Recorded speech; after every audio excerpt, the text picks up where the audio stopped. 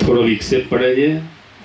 અમારો ત્રીજો કાર્યક્રમ છે, 2 જગ્યાએ સન્માન થયું છે, પણ મારી પોતાની સંસ્થા BSNL અને જેના લીધે હું લાઇટમાં છું, સાવેલ BSNLમાં જોબ કરતા હતા, એટલે સ્વાભાવિક છે આર્થિક રીતે આપણે મજબૂત થયા તો હું મારા છોકરાને ભણાવીને એને કાન નાક ગળાનો સર્જન બનાવી શક્યો.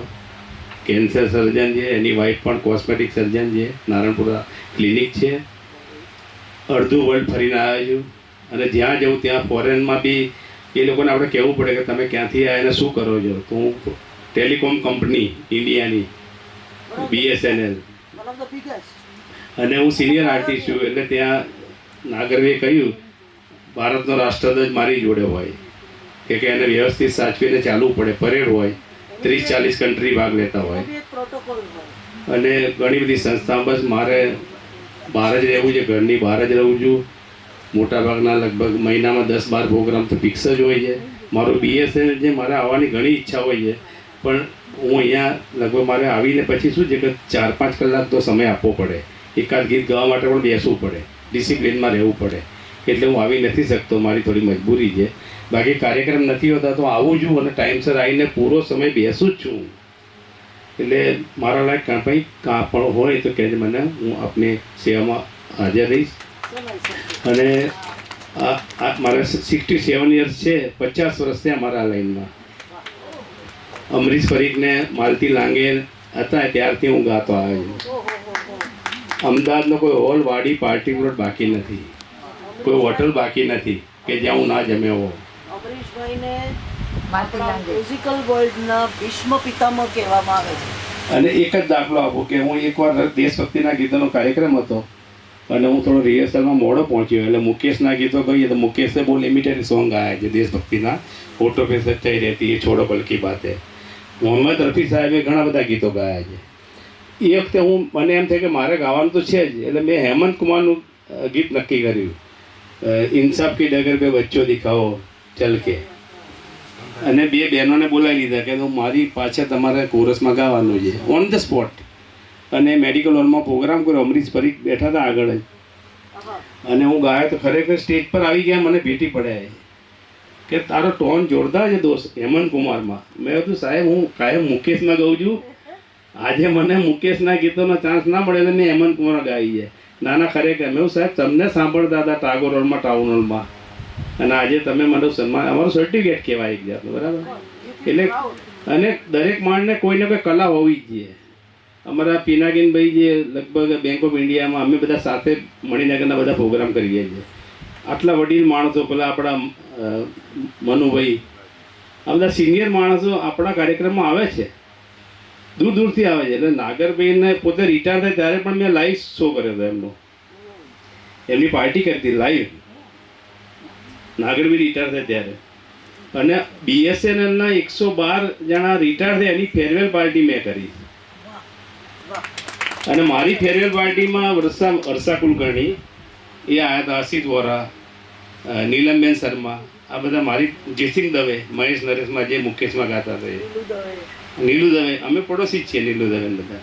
એટલે વર્ષોથી આ લાઈનમાં જઈએ અને ગાતા. અને DVS ભાઈનો બી આભાર માનું કે એમને મારું લાઈવ પરફોર્મન્સ આખું રેકોર્ડિંગ કર્યું અને એમને પ્રસિદ્ધ પણ કર્યું, મને હાઇલાઇટ બી કરી એને. એટલે એમનો બી આ તબક્કે આભાર માનું છું. અને BSNLમાં બી એ ખૂબ સારી સેવા આપી રહ્યા છે. આવા માણસો બહુ ઓછા હોય છે. અને કપલ બાજા ફાલ્ગુની એની જોડે ગાઈતી હોય એટલે આપણે સમજીએ કે આપણા વાઈફ પણ જો ગાતા હોય અને પતિ પત્ની જોડે ગાતા હોય તો ઘણું અજુગતું લાગે આપણને. અજુગતું લાગે બેન કે હવે બેસને કંઈ ગાવું નથી, બે તું તારું કામ કર, રસોડું સંભાળ. ના પણ એવા અમદાવાદમાં એવા કપલ કેટલા નાગરભાઈ, વિક્રમભાઈ, હું એ સેન્સમાં કહેવા માગું છું કે ઘરની બહાર રહેવું પડે, છોકરાઓને બી ભણાવવું પડે, એમનું બી ધ્યાન રાખવું, અને ઘરની બહાર રહેવાનું. આ લોકો તો કેટલા સતત BSNLમાં આવ્યા પછી તો DVS ભાઈને સતત આપણે એમને જોઈએ છે, એમનું કામકાજ. બીજા ત્રીજા દાડે તો રેકોર્ડિંગ મૂકી દે છે અને આપણને ઇંતજારી હોય છે કે મારું ગીત છે, મારું રેકોર્ડિંગ છે, હું બેઠો તો ઓડિયન્સમાં તો મારો ફોટો છે. આ દરેકની ઈચ્છા હોય છે બેન. તમારો આલ્બમ જોવું ને એમાં મારો ફોટો હતો જ મને મજા આવે જોવાની. તમે માર્ક કરજો બેન, તમે 25 લાખ રૂપિયા લગ્નમાં વાપર્યા હોય અને રેકોર્ડિંગ કરી, મારો ફોટો ના હોય તો મને આલ્બમ ફટાફટ ફેરી નાખો. પણ મારા 2-4 ફોટા હોય ને તો હું ધ્યાનથી જોઉં. આ માણસ સાયકોલોજી જાય એટલે મને બોલાવ્યો. મારો કાર્યક્રમ ચાલુ જ છે અત્યારે એમજી લાઇબ્રેરી હોલમાં, અને સ્પેશિયલ જયા મને કહી દો આવ્યો. નાગરભાઈનો જેટલો પણ આભાર માને એટલો ઓછો છે. બહુ સિન્સિયર માણસ, અમે જોડે 40 વર્ષ નોકરી કરી છે, અને એટલા સાયલેન્ટ વર્કર છે, પડદા પાછળના ખેલાડી છે. ઓફિસ કામમાં બી એમની માસ્ટરી હતી, અને ખરેખર એમની જેટલી પણ તારીફ કરીએ એટલી ઓછી છે બેન. આવા માણસો આ દુનિયામાં અને કેટલા બધાને સ્ટેજ આપી એમણે, કેટલા બધાને. એક વાત કહું એમના માટે, નાગર સાહેબનું આ ગ્રુપ મેં જ્યારથી જોઈન કર્યું, મેં મારું તરણનું 8-9 વર્ષ ચાલતું હતું એ બંધ કરી દીધું. અને BSNL સિવાયના પણ ઘણા બધા આર્ટિસ્ટોને એમણે તૈયાર કર્યા. એના માટે એક જ શેર કહીશ, ये गुब्बारे चंद सांसों में फूल जाते हैं, गुब्बारे चंद सांसों में फूल जाते हैं, थोड़ी सी बुलंदी पे पहुंचे तो अपनी औकात भूल जाते हैं. તો આ નાગરભાઈ એ જમીન પર રહેનારા માણસ છે, અને એમની જેટલી પણ વાતો કરી એટલી ઓછી પડે. એક આખું 2 કલાકનું ફંક્શન એમના માટે રાખવું પડે એમની વાતો કરવા માટે. અને ખરેખર બેકગ્રાઉન્ડમાંથી એને વર્ષાબેન ને બધા આખું ફેમિલી અને બધા ઘણા બધા વિક્રમભાઈને તો કેટલો સપોર્ટ કરે છે. આ બધું એકલા હાથે ના શક્ય બને, પણ બધો આઈડિયા છે ને, થિંક બેંક આખી નાગર. ઇવન ફોરેનમાં હતા 3-4 મહિના ગયા તો ત્યાંથી પણ સંચાલન કરતા હતા.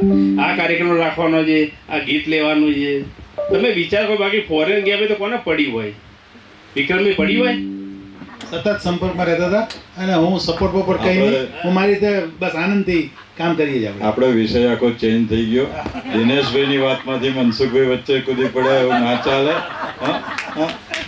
અત્યારે દિનેશભાઈની વાતો, દિનેશભાઈ તમારી મહાનતા છે, બરાબર. અને આપણે ગરબાને માણીશું હવે, બરાબર.